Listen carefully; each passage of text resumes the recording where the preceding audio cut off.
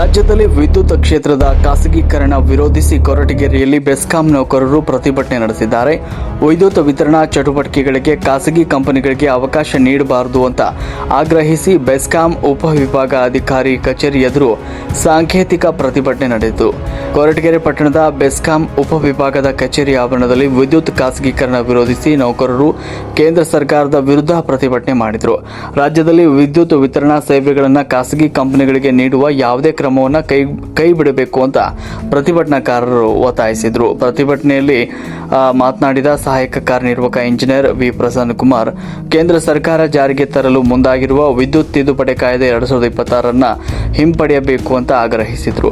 ಬೆಸ್ಕಾಂ ಸೇರಿದಂತೆ ರಾಜ್ಯದ ವಿದ್ಯುತ್ ಸಂಸ್ಥೆಗಳು ಸಾವಿರಾರು ಕೋಟಿ ರೂಪಾಯಿ ಮೌಲ್ಯದ ಸಾರ್ವಜನಿಕ ಆಸ್ತಿಗಳನ್ನು ಹೊಂದಿದ್ದು ಜನತೆಗೆ ಸಮರ್ಪಕ ವಿದ್ಯುತ್ ಸೇವೆ ಒದಗಿಸ್ತಾ ಇವೆ ಅಂತ ಹೇಳಿದರು. ಇನ್ನು ಖಾಸಗೀಕರಣದಿಂದ ಸಾರ್ವಜನಿಕ ಹಿತಾಸಕ್ತಿಗೆ ಧಕ್ಕೆಯಾಗುವ ಸಾಧ್ಯತೆ ಇದೆ ಅಂತ ಪ್ರತಿಭಟನಾಕಾರರು ಈ ಸಂದರ್ಭದಲ್ಲಿ ಅಭಿಪ್ರಾಯ ವ್ಯಕ್ತಪಡಿಸಿದರು.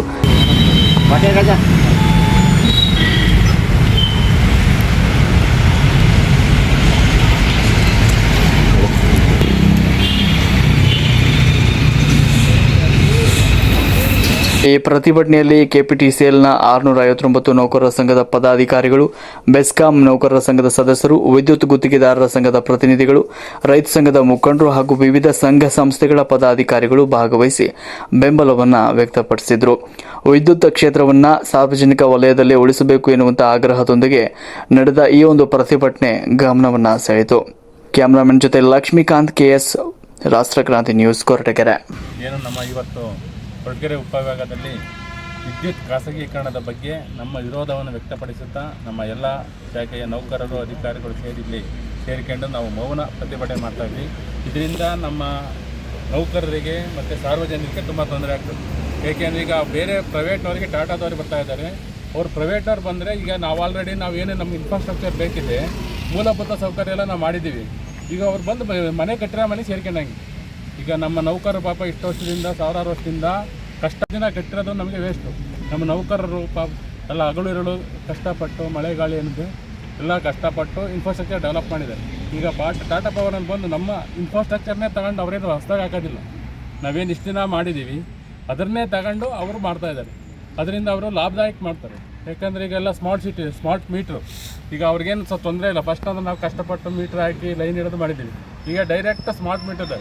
ಸುಮ್ಮನೆ ಮೀಟ್ರ್ ಹಾಕೋದು, ಅವನೇನು ಅಲ್ಲಿ ಹೋಗಂಗೆ ಇಲ್ಲ, ಆಟೋಮೆಟಿಕ್ ಕರೆಂಟಿಗೆ ಆನ್ಲೈನಲ್ಲಿ ಬರಬೇಕು, ಹಂಗೆ ಮಾಡ್ಕೊಂಬಿಡ್ತಾರೆ ಅವರು.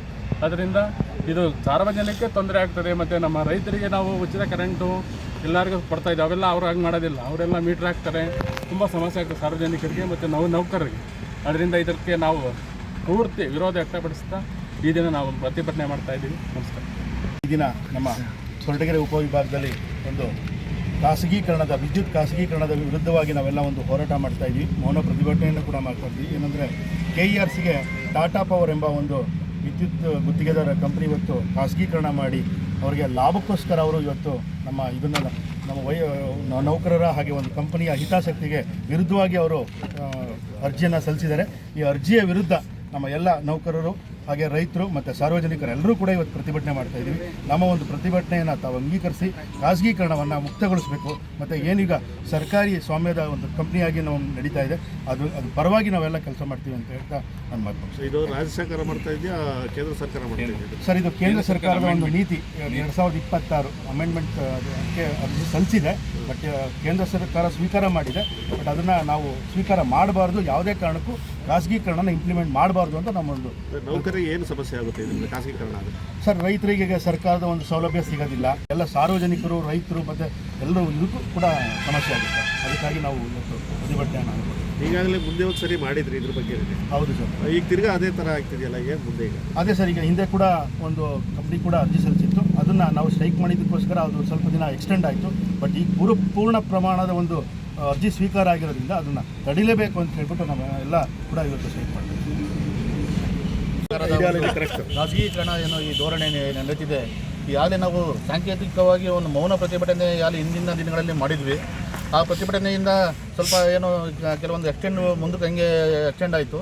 ಆದರೆ ಈಗಿನ ದಿನಗಳಲ್ಲಿ ಏನು ಕರ್ನಾಟಕದಲ್ಲಿ ಎಸ್ಕಾಂಗಳಿದ್ದಾವೆ, ಆಲ್ ಎಸ್ಕಾಮ್ಸ್ಗಳನ್ನೆಲ್ಲ ಆಲೇ ಟಾಟಾ ಪವರ್ ಅರ್ಜಿ ಹಾಕಿರೋದ್ರಿಂದ ಏನು ಒಂದು ಸರ್ಕಾರದ ಅಧೀನದಲ್ಲಿ ಇದ್ದಾಗ ಆಗ ಒಂದು ಅನುಕೂಲಗಳು ಖಾಸಗೀಕರಣ ಆದಾಗ ಆಗ ಅನುಕೂಲಗಳಿಗೂ ಎಲ್ಲ ವಿರುದ್ಧ ರೀತಿ ಇರ್ತವೆ. ನಾವು ನಮ್ಮ ಎಂಪ್ಲಾಯೀಸ್ಗಳಿಗೂ ಜಾಸ್ತಿ ಆದ್ರಿಂದ ತೊಂದರೆಗಳು ಆಗ ಒಂದು ಸಾಧ್ಯತೆ ಇರ್ತದೆ. ಸಾಕಷ್ಟು ಸವಲತ್ತುಗಳಿಗೆಲ್ಲ ಕಡಿವಾಣ ಬೀಳೋ ಒಂದು ಅಂಕಿಅಂಶ ಸಹಿತ ಇರ್ತದೆ. ಹಾಗಾಗಿ ನಾವು ಈ ಒಂದು ಮೌನ ಒಂದು ಹಾಫ್ ಆನ್ ಅವರ್ ನಾವು ಏನು ಈ ಪ್ರೊಟೆಕ್ಷನ್ಸ್ ಮೌನ ಮೆರವಣಿಗೆ ಮೌನ ಒಂದು ಪ್ರತಿಭಟನೆ ಮಾಡಿಕೊಂಡು ಒಂದು KRCಗೆ ನಾವೊಂದು ಮುಕ್ತವಾಗಿ ಒಂದು ಅಪ್ಲಿಕೇಶನ್ ಕೊಟ್ಟು ಇದೊಂದು ಮೌನ ಪ್ರತಿಭಟನೆಗೆ ಎಲ್ಲರೂ ನಮ್ಮ ನೌಕರರು ಸಹಕಾರದಿಂದ ಒಂದು ಹಾಫ್ ಆನ್ ಅವರ್ ಒಂದು ಪ್ರತಿಭಟನೆ ಮಾಡಿ ಇವತ್ತು ಈ ಒಂದು KRCಗೆ ಅರ್ಜಿ ಸಲ್ಲಿಸ್ತಾ ಇದ್ದೀವಿ ಅಂತ ಈ ಮನವಿ ಪತ್ರನ ನಮ್ಮ ಕೊಡಗೆರೆ ಎಲ್ಲ ಶಿರಾ ಪಾವಗಡ ಮಗಿರಿ ಎಲ್ಲ ಇದರಿಂದನೂ ಅವರವರ ವಿಭಾಗ ಮಟ್ಟದಲ್ಲಿ ಒಂದು ಪ್ರತಿಭಟನೆ ಒಂದು ಸಾಂಕೇತಿಕ ಮಾಡಿದ್ದೀವಿ. ನಮ್ಮ ಕೊಡಗೆರೆಗೂ ಇವತ್ತಿನ ದಿವಸ ಈ ಸಾಂಕೇತಿಕ ಪ್ರತಿಭಟನೆ ಹಮ್ಮಿಕೊಂಡು ಈ ಕಾರ್ಯಕ್ರಮ ಹಮ್ಮಿಕೊಂಡಿದ್ದೀವಿ. ದೇಶಾದ್ಯಂತ ವಿದ್ಯುತ್ ಖಾಸಗೀಕರಣ ಒಂದು ಹೋರಾಟದಲ್ಲಿದ್ದೀವಿ. ನಮ್ಮ ಕೊರಟಗೆರೆ ಉಪವಿಭಾಗದ ಎಲ್ಲ ಶಾಖೆಯ ಅಧಿಕಾರಿ ನೌಕರರು ಕೂಡ ಈ ಒಂದು ಮುಷ್ಕರಕ್ಕೆ ಎಲ್ಲರೂ ಕೂಡ ಭಾಗವಹಿಸಿದ್ದಾರೆ. ಇವತ್ತು ದೇಶಾದ್ಯಂತ ನಡೀತಕ್ಕಂಥ ಒಂದು ಖಾಸಗೀಕರಣದ ವಿರುದ್ಧ ನಮ್ಮ ಒಂದು ಮೌನಾತ್ಮಕವಾಗಿರ್ತಕ್ಕಂಥ ಒಂದು ಪ್ರತಿಭಟನೆ ನಂಬಿಕೊಂಡಿದ್ದೀವಿ. ಇದು ಕೇವಲ ನಮ್ಮ ಕಂಪನಿಯ ನೌಕರಿಗೆ ಅಷ್ಟೇ ಅಲ್ಲ, ಅನೇಕ ರೈತರಿಗೆ ಮತ್ತು ಸಾಮಾನ್ಯ ಜನರಿಗೆ ಹಾಗೂ ಸಾಮಾಜಿಕರಿಗೆ ಆರ್ಥಿಕ ಹೊರೆಯನ್ನು ಆಗ್ತಾಯಿದೆ. ಇವತ್ತು ಕೇವಲ ಲಾಭದ ದೃಷ್ಟಿಯಿಂದ ವಾಣಿಜ್ಯೀಕರಣದ ಉದ್ದೇಶದಿಂದ ಖಾಸಗೀಕರಣ ಮಾಡ್ತಾ ಇದ್ದಾರೆ. ಇದರಿಂದ ಆಗ್ತಕ್ಕಂಥ ಅಪಾರ ಹಾನಿಯ ಬಗ್ಗೆ ನಾವು ಧ್ವನಿ ಎತ್ತುವುದರ ಮೂಲಕ ಈ ಖಾಸಗೀಕರಣವನ್ನು ವಿರೋಧ ವ್ಯಕ್ತಪಡಿಸ್ತಾ ಈ ಮೂಲಕ ನಾವು ಇವತ್ತು ಪ್ರತಿಭಟನೆಯನ್ನು ಮಾಡ್ತಾ ಇದ್ದೀವಿ. ಕೊರಟಗೆರೆ ಉಪವಿಭಾಗ ಪ್ರತಿಭಟನೆ, ಶಾಂತಿಯುತ ಪ್ರತಿಭಟನೆ ಏನಿದೆ ಇದನ್ನು ನಾವು ನೌಕರರಾಗಿ ಮಾಡ್ತಾ ಇದ್ದೀವಿ ಅನ್ನೋದಕ್ಕಿಂತ ಹೆಚ್ಚಾಗಿ ಒಬ್ಬ ದೇಶದ ಪ್ರಜೆಯಾಗಿ ಮಾಡ್ತಾ ಇದ್ದೀವಿ. ಯಾಕೆಂದರೆ ಇದೊಂದು ಕಂಪ್ನಿ ಅನ್ನೋದು ಸಾರ್ವಜನಿಕರ ಸ್ವತ್ತು. ನಾವು ನೌಕರರಾಗಿ ಇಲ್ಲಿರ್ಬೋದು, ನೌಕರರಿಗೆ ಏನು ತೊಂದರೆಗಳಾಗ್ತವೆ ಅಂತ ಬಿಂಬಿಸ್ತಾ ಇದೆ. ಅದಕ್ಕಿಂತ ಜಾಸ್ತಿ ತೊಂದರೆ ಸಾಮಾನ್ಯ ಪ್ರಜೆಗಳಿಗಾಗುತ್ತೆ, ಕಷ್ಟಪಟ್ಟು ಕೆಲಸ ಮಾಡ್ತಾ ಇರೋವಂಥ ರೈತರಿಗಾಗುತ್ತೆ.